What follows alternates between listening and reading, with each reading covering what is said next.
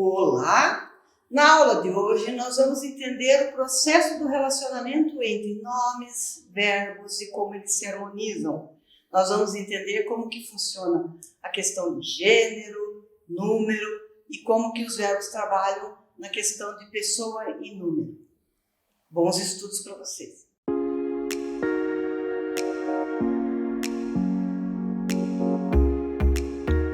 Agora nós vamos falar sobre concordância, regência e colocação. A concordância é um princípio sintático segundo o qual, na frase, as palavras determinantes adaptam-se às palavras das quais elas dependem. Ou seja, nomes, os verbos de uma oração, eles devem concordar com os demais termos. Então, a concordância é a parte da gramática que estuda esta conformidade estabelecida entre os componentes de uma oração no nível sintático. Essa é a relação que se observa por meio da flexão, seja nominal ou verbal.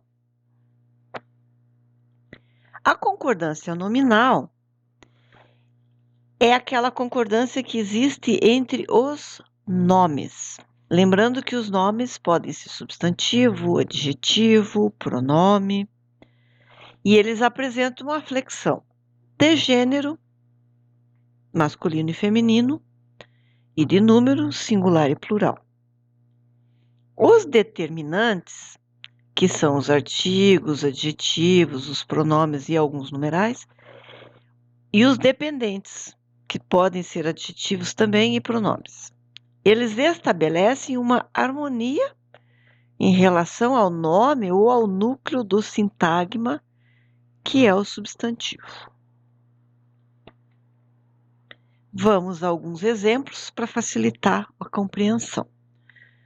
Os artigos, os adjetivos, os pronomes e os numerais, eles vão concordar, então, em número e em gênero com os substantivos ou os outros nomes aos quais eles estiverem relacionados. O menino, a menina. Vejam que o é um artigo, ele está concordando com o menino. O e a, eles são desinências de gênero. O, a desinência do gênero masculino, e o a, desinência do gênero feminino.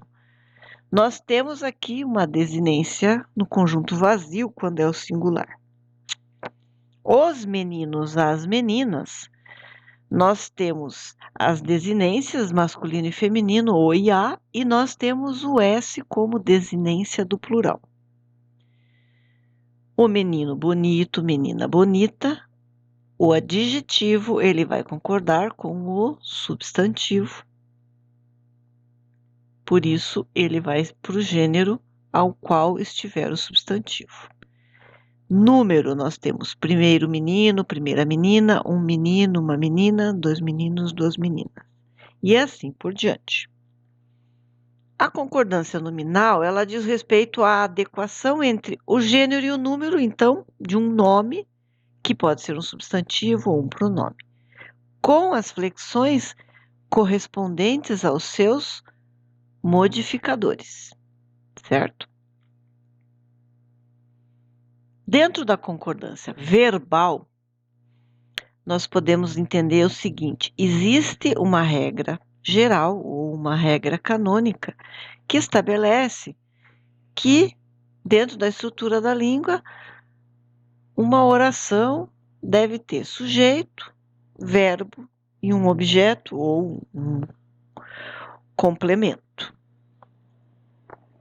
É importante que a gente identifique o sujeito das frases para a gente verificar se ela está no singular ou no plural, porque esse sujeito vai nos orientar para isso. Então, na regra geral, o verbo ele concorda com o núcleo do sujeito em pessoa e em número. Lembrando que nós temos a primeira pessoa, a segunda pessoa e a terceira pessoa do singular, primeira pessoa, segunda pessoa e terceira pessoa do plural. Na frase estudamos língua portuguesa, nós identificamos a terceira pessoa do plural. Na língua portuguesa, nós podemos omitir o sujeito nós da frase, porque a conjugação verbal, ela já nos diz quem é o sujeito que estudamos. No inglês, por exemplo, nós não podemos ter frases sem o verbo, porque praticamente todas as formações são iguais, então precisa. No português, há a possibilidade de omissão justamente porque para cada pessoa existe uma formação específica, de modo e de tempo. Continuando, então, temos alguns casos especiais que precisam ser observados. Quando nós usamos na voz passiva, alugam-se casas, aluga-se casa. Vejam que o verbo ele está concordando com o sujeito do que está sendo alugado. Se são casas no plural, alugam-se. Se é uma casa no singular, aluga-se. Quando nós usamos a voz ativa, nós vamos colocar casas são alugadas ou casa é alugada.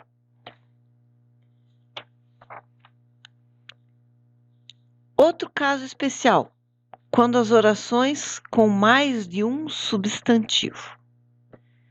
Se esses estiverem no singular, os dois substantivos no singular e forem do mesmo gênero, o adjetivo, quando estiver exercendo uma função de adjunto adnominal, ele deve ficar no singular ou ele vai para o plural e concorda com o último dos dois. Vejam que aqui nós estamos falando do substantivo no singular e do mesmo gênero. Exemplo: Marcelo agiu com paciência e coragem admirável. Nós mantivemos aqui a concordância com coragem, admirável. Mas a gente pode dizer, Marcelo agiu com paciência e coragem admiráveis. Ambas estão corretas. Podemos usar as duas, desde que singular no mesmo gênero, ele vai concordar ou com a última ou com as duas. Quando for de gêneros diferentes no singular, ele tem que concordar com o mais próximo ou ele vai para o masculino plural. Vamos novamente para o exemplo. Ele vestia casaco e calça vermelha. Estamos concordando com o mais próximo. Calça é gênero feminino, casaco, gênero masculino. Usei a concordância com o mais próximo. Ele vestia casaco e calça vermelhos.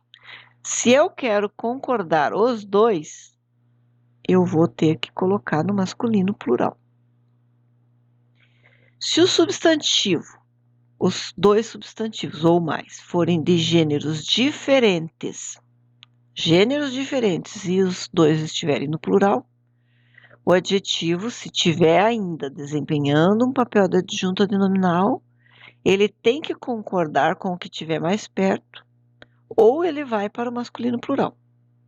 Fomos a um antiquário e vimos objetos e pinturas antigas. Veja que objetos é gênero masculino plural, pinturas, gênero feminino plural. Se eu quiser concordar com o mais próximo, pinturas antigas. Fomos a um antiquário e vimos objetos e pinturas antigos. Nós aqui estamos concordando com os dois, então vai para o masculino plural. Se forem de gêneros e números diferentes, ainda o adjetivo, assumindo uma função de adjunto adnominal, ele deve concordar com o que tiver mais próximo ou ir para o masculino plural. Interesso-me pelo cinema e pelas tradições francesas. Eu aqui concordei com o mais próximo. Interesso-me pelo cinema e pelas tradições franceses. Aqui nós estamos concordando com os dois, vai por masculino plural. Interesso-me pelas tradições e pelo cinema francês. Vejam que aqui nós fizemos uma inversão para mostrar que o cinema ficou mais próximo, então ficou cinema francês, ficou no singular. É importante a gente observar quando o adjetivo estiver anteposto a dois ou mais substantivos. Ainda na função de adjunto adnominal, ele vai concordar com o que estiver mais perto. Víamos estranhos homens e mulheres. Estranhos homens. Está mais perto, masculino plural. Víamos estranhas mulheres e homens. O mais perto, mulheres, então aqui vai para o feminino plural. Quando o adjetivo tiver com a função de predicativo do objeto, ele vai ter que concordar em gênero e em número com o núcleo deste objeto. 2 ou mais núcleos com gêneros diferentes devem ir para o masculino plural. Vimos destruídos as portas e o carro. Vejam, nós temos as portas, gênero feminino, estando no número plural, e o carro masculino singular. Nós vamos ter que concordar com o masculino plural. Vimos destruídos as portas e o carro. É importante observar aqui que mesmo que haja uma inversão do predicativo, a concordância vai permanecer no masculino plural. Mesmo que eu coloque vimos destruídos o carro e as portas, vai manter a mesma concordância, porque está exercendo o predicativo do objeto, ok?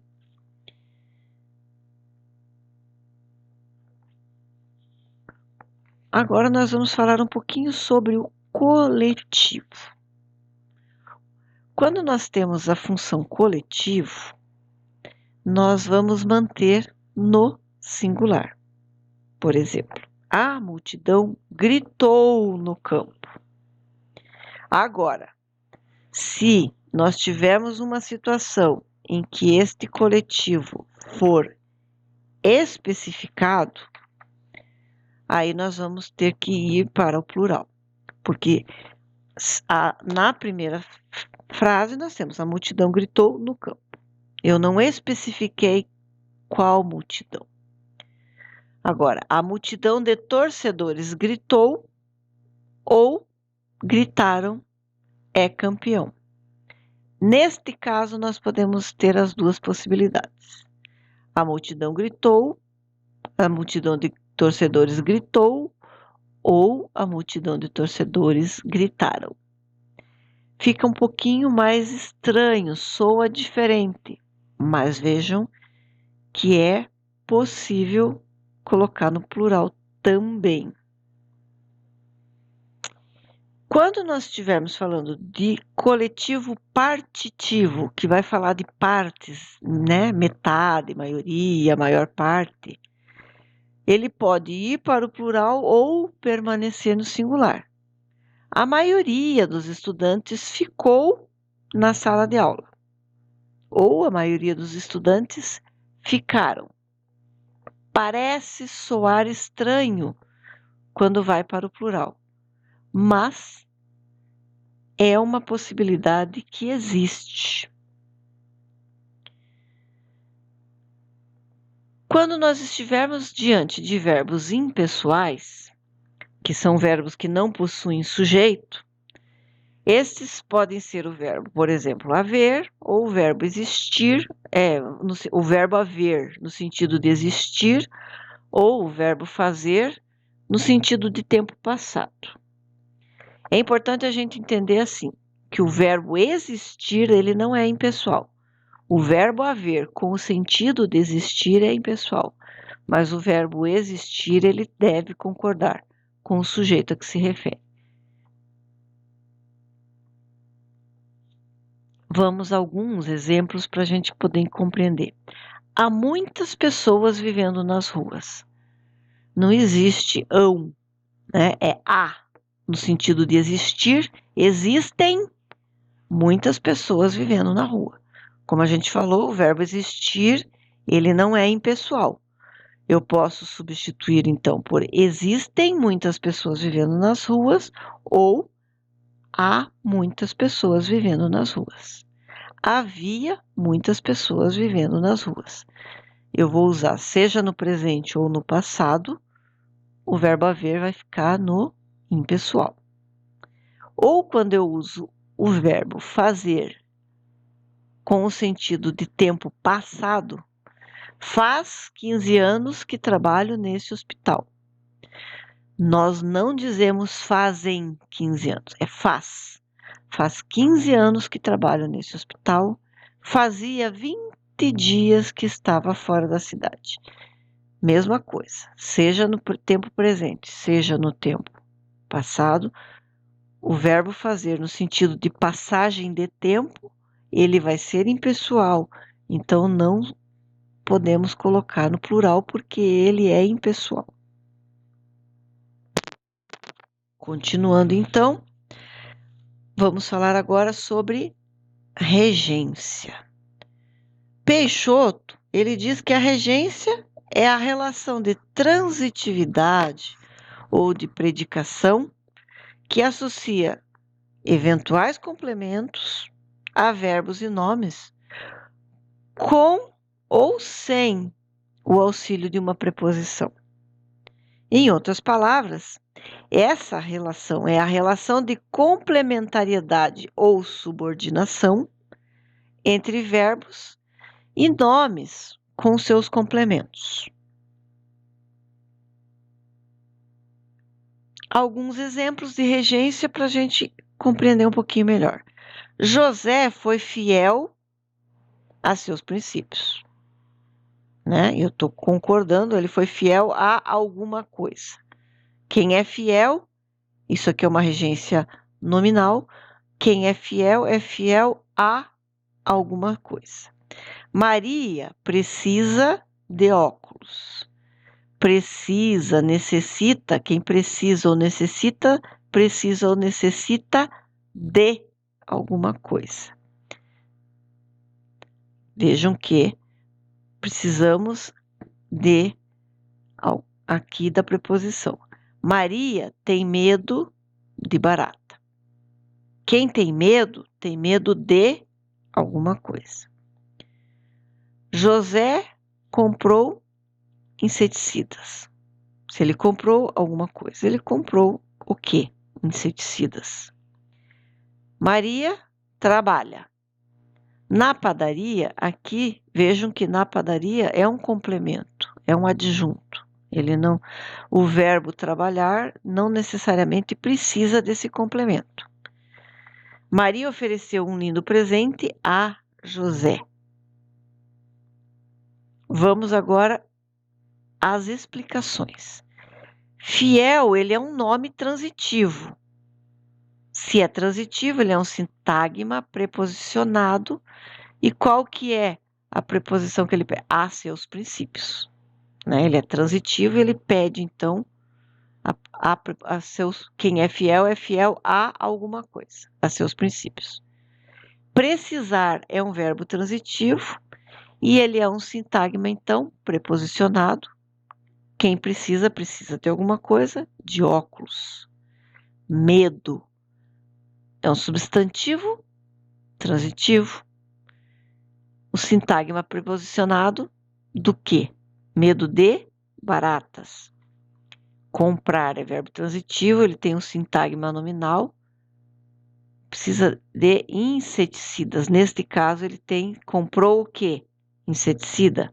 Sintagma nominal é um nome, mas é um objeto. Trabalhar é um verbo intransitivo, ele não pressupõe um sintagma nominal ou um sintagma preposicional, porque não há relação de regência entre esse verbo e a padaria. Oferecer, ele é um verbo bitransitivo ou verbo transitivo direto e indireto, que pressupõe uma dupla complementação. Uma primeira complementação que é direta, que não tem preposição, e uma segunda complementação, né, que é indireta. Na complementação direta, que não tem preposição, foi a frase que a gente usou, um lindo presente. Na complementação indireta, a José. Então, nós temos, quando o verbo é bitransitivo, dupla complementação. Sobre a regência verbal, os verbos, como a gente já viu, podem ser transitivo direto, transitivo indireto, transitivo direto e indireto ou bitransitivos, intransitivos ou verbos de ligação. Vamos falar agora, então, um pouco de cada. Verbo transitivo direto, ele precisa de complemento, um objeto direto. Um verbo transitivo indireto, ele vai precisar do complemento de um objeto indireto. Lembrando sempre que um objeto direto não precisa de preposição, já o objeto indireto, ele precisa da preposição. Verbo transitivo direto e indireto ou bitransitivo, ele vai precisar tanto do objeto direto quanto do objeto indireto. Ele precisa dessa dupla complementariedade. Um verbo intransitivo, ele não precisa de uma complementação. E um verbo de ligação, né, ele vai pedir um predicativo do sujeito. Vamos a um exemplo de um período simples agora. Um sujeito, um verbo e um complemento, num período simples. Teresa fez o planejamento. Teresa é o sujeito, fez é um verbo transitivo direto, cujo objeto direto é o planejamento. Teresa gosta de textos acadêmicos. O verbo gostar, ele precisa de uma preposição, então ele é transitivo indireto. Quem gosta, gosta de alguma coisa, aí de textos acadêmicos. Agora nós vamos a um exemplo do período composto. Teresa afirma que o planejamento está bom. Nós temos aqui um verbo transitivo direto e um objeto direto oracional, porque aqui nós temos uma oração subordinada. Teresa precisa de que a ajudem com os textos acadêmicos. Vejam que aqui nós temos um verbo precisa, transitivo indireto, e daí nós temos um objeto indireto oracional de textos acadêmicos, ok? Precisa de ajuda de que a ajudem, né? Quem precisa, precisa de.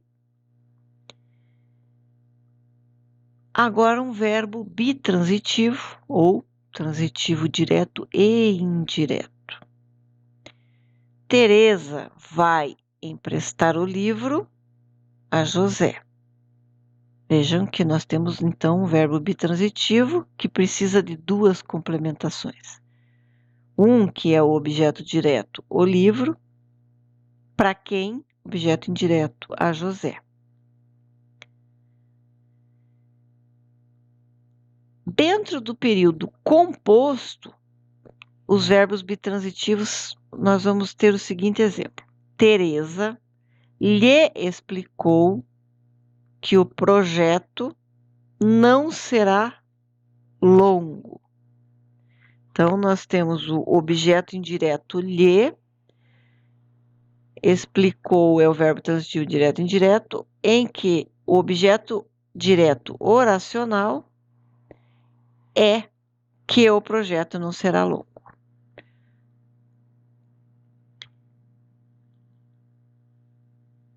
Verbo intransitivo. Nós já falamos que o verbo intransitivo é aquele que não precisa do complemento. João trabalha. É um verbo intransitivo. Observe, então, que nós podemos colocar o sintagma adverbial como João trabalha muito, João trabalha na escola. Ambos são os complementos, mas eles não completam o sentido do verbo.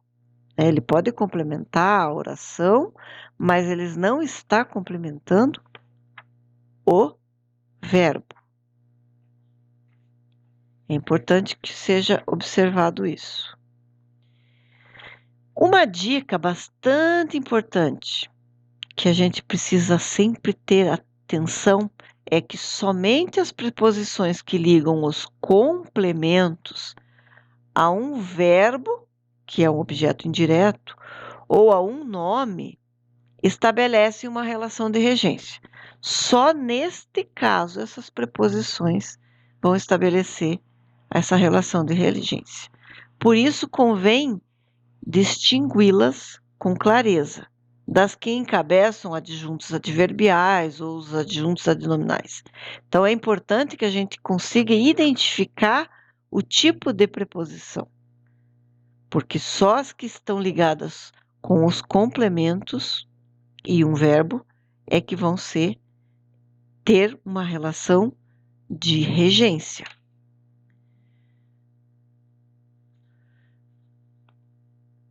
Agora o verbo de ligação. O verbo de ligação, lembra que nós estudávamos lá na escola, no ensino médio, na sexta série, né?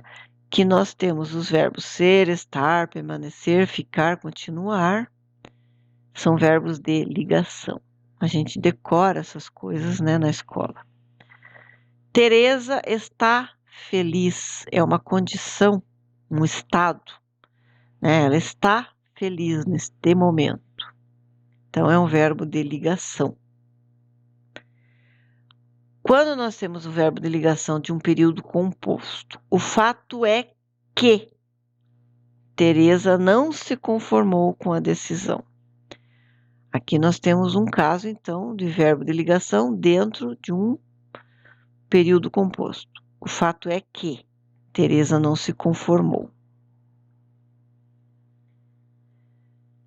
Sobre a regência verbal, então nós temos que pensar o seguinte: há verbos cuja transitividade é estabelecida pela presença ou pela ausência de pronome. Esse é o caso, por exemplo, de esquecer e lembrar. Se o verbo não é pronominal, ou seja, não está acompanhado de um pronome, como me, te, se, nos, sua transitividade ela é direta. Ao contrário, se ele estiver acompanhado de um pronome, então ele vai ser transitivo indireto. Esqueci tudo. Vejam, eu não tenho nenhum me, te, se, nos. Então é direto. Eu esqueci tudo. Eu não tenho um complemento.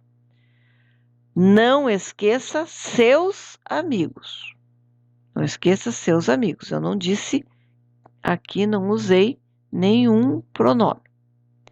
Esqueci-me de tudo. Agora, acompanhado de me, te, se, nos, ele vai ser transitivo indireto. Esqueci-me de tudo. É um detalhe importante. Não se esqueça de seus amigos. Se eu tiver que colocar aqui, então não se esqueça. Eu disse lá em cima, não esqueça seus amigos. Mas aqui eu disse não se esqueça. Não lembro nada. Lembramos Betinho com orgulho. Não me lembro de nada. Lembramos-nos hoje de Betinho. Então, voltando a repetir. Há verbos cuja transitividade ela é estabelecida pela presença ou pela ausência do pronome. No caso de esquecer e lembrar, se nós não tivermos o pronome, é transitivo direto.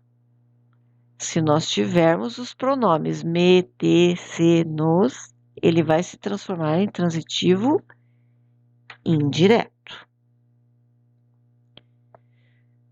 Sobre regência nominal. O que é uma regência nominal? Ele diz respeito à relação entre os nomes transitivos, que podem ser substantivo, adjetivo ou advérbio, e os seus complementos, sempre preposicionados. Vamos aqui a alguns exemplos mais comuns. Na apostila vocês têm, no material, vocês vão ter mais, só que nós temos aqui alguns que são os mais comuns. Ela estava acostumada a sair de casa cedo. Acostumado a ou acostumado com. São as duas possibilidades de preposição que fazem a regência com acostumado.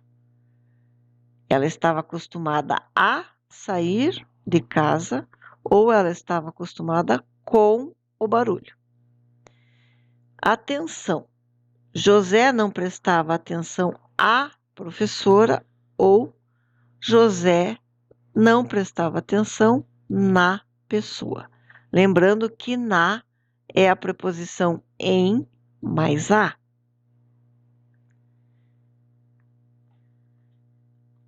Regências agora mais comuns, por exemplo, de alguns verbos. O verbo aspirar. Se eu disser aspirar a ou aspirar o, nós estamos falando no sentido de respirar. Todos nós aspiramos o ar poluído. Quando eu uso aspirar a ou o, nós estamos falando no sentido de respirar. Quando nós estivermos falando aspirar com o sentido de almejar, desejar, alcançar algo ou alguma coisa, ela aspira ao cargo de diretora do clube. Aí aqui nós temos ao. Entendeu? Ao cargo. Assistir. Nós temos aqui 4 possibilidades de significado para o assistir. Se assistir estiver significando cuidar, o setor médico assiste os funcionários, os doentes, né? Se assistir tiver significando ver, audiência, alguma coisa, assistiram ao filme ontem. Pode significar também pertencer. Esse é um direito que assiste à mulher. É preposicionado. Então, esse é um direito que pertence à mulher. Ou existe também a possibilidade do verbo assistir significar moradia.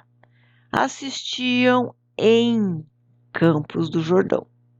Então, quando o verbo assistir estiver significando morar em algum lugar, é em. Isso aqui é muito importante. Embora, atualmente, algumas situações do verbo assistir, eles vêm sendo modificados.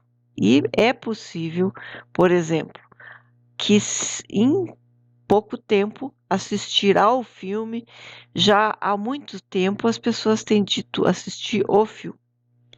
Ainda não mudou a regra, mas essa regra está em transição e ela já é bastante comum, inclusive no jornalismo. Então é importante que a gente tenha essa percepção, porque essas regras, como a gente viu, a estrutura da língua, ela pode se alterar e pode ser modificada com o tempo. O verbo atender, nós podemos atender a uma coisa, atendeu ao telefone, ou atendeu a assistente. Atendeu a pessoas, por exemplo, atendi o cliente. Eu atendi o cliente, mas eu atendi ao telefone. Ela atendera seu pedido, né? Quando for no caso de sentido de conceder, né? Atender no sentido de conceder o pedido, atendeu seu pedido. Daí ele é direto. Querer, como significado de desejo, o pai quer o carro. Querer significando desejo, não tem preposição. Quando a gente diz querer significando estima ou amar, estimar ou amar, a mãe quer ao filho, quer à filha. Então, o verbo querer tem essas duas possibilidades. Vamos falar agora sobre a questão da colocação pronominal. A norma culta, ela preconiza que os pronomes átonos oblíquos assumam 3 posições possíveis numa oração. E, conforme essa posição em que eles se encontram, no verbo eles recebem 3 nomes diferentes, né? Dependendo da posição. Quando for antes do verbo, a gente chama de próclise. Quando estiver no meio, é mesóclise. E quando estiver depois do verbo, é ênclise. Trata-se de uma norma estabelecida por convenção. Não é uma regra da estrutura da língua que acompanha. Foi feito, convencionado, algumas situações de uso para cada um deles. Então, nós vamos ver agora essas situações. Quando nós falamos de próclise? Nós falamos de próclise quando tiver um sujeito explícito, né? E aí a gente vai usar a próclise. A descendência se faz pela linha feminina. Vejam que se é o pronome, ele vem antes do verbo. O diretor nos comunica que as aulas serão online. O sujeito está explícito. Aqui a descendência é o sujeito, o diretor é o sujeito. Então, neste caso, a gente vai usar próclise. Quando nós tivermos alguns conectores, que são as preposições ou as conjunções, advérbios ou algumas locuções adverbiais, estes vão atrair o pronome oblíquo. Então, se nós tivermos na nossa frase algum conector, algum advérbio ou alguma locução adverbial, a tendência que nós temos que fazer é puxar este pronome oblíquo para frente. É de se esperar, veja que de é uma preposição, então é de se esperar que os palestrantes cheguem com antecedência. Não se atreva a me desafiar. Vejam que não, ele também, o advérbio de negação, ele também puxa o pronome oblíquo para frente. Ainda nas frases, quando estiverem no modo subjuntivo, é mais comum que a gente anteponha o pronome átono. Se você os vir ainda hoje, peça que venham fazer a prova. Sua encomenda chegou. Você quer que as entregue? Vejam que ainda é subjuntivo. Se eu estou fazendo uma pergunta, uma hipótese, você gostaria, quer que as entregue? aqui ainda é o caso de próclise. Mesóclise. Nós vamos ver os verbos simples no futuro do presente ou no futuro do pretérito, a gente vai utilizar a mesóclise. Em caso de dúvida, seguir-se-ia pelo que era mais comum. Seguir-se-ia, futuro do pretérito. Ver-se-á que o tratamento dado a cada um dos envolvidos foi diferenciado, futuro do presente. É importante lembrar também que nós nunca começamos frase com pronome oblíquo. Isso é uma regra de ouro. Então, nós não diríamos se vê, se verá, é ver-se-á. Ok? A ênclise. Quando o verbo termina com uma vogal oral ou um ditongo, tritongo, a gente vai empregar a ênclise. Se você ainda não fez seu passaporte, faça-o o quanto antes. Você gostou do presente do Natal? Se não gostou, venda-os. Quando conheci pessoalmente os atores da peça, fiquei impressionada. Imaginei-os diferentes. Quando nós tivermos aí alguns verbos que terminam com ditongo nasal, an, em, ão, ões, os pronomes vão assumir uma forma no, nos, na, nas. As compras já chegaram, trouxeram nas. Nós precisamos acrescentar, então, o N para ficar melhor a sonoridade. Aqui nós temos uma consoante de ligação que vai ajudar nessa sonoridade. Onde devo colocar as compras? Põe-na do lado daquela mesa. Beleza? Põe-nas ou põe-na do lado daquela mesa. Se nós tivermos na fala ou na escrita uma pausa demorada, também é recomendado que se use a ênclise. Ao longo do seu governo, calcula-se que ele tenha incluído milhares de novos estudantes na universidade. Se observarmos bem, torna-se claro que houve violência contra aquelas pessoas.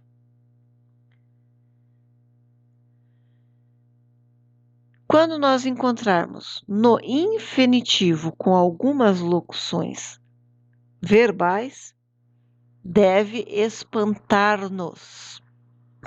Uma locução verbal deve espantar-nos. Uma locução verbal com um verbo no infinitivo. Como pessoas poderosas sempre ficam livres da prisão. Deve-se dizer que fomos sortudos. Pode-se dizer que vencemos mais uma vez.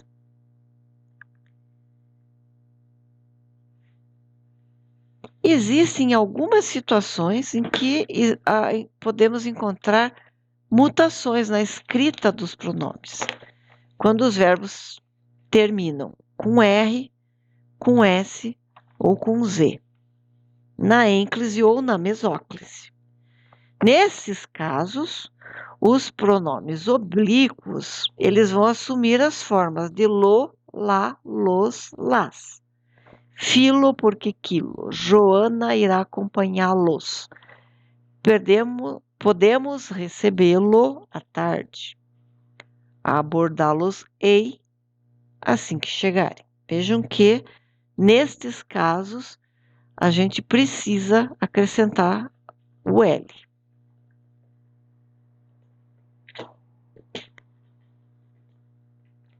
Prestem bastante atenção.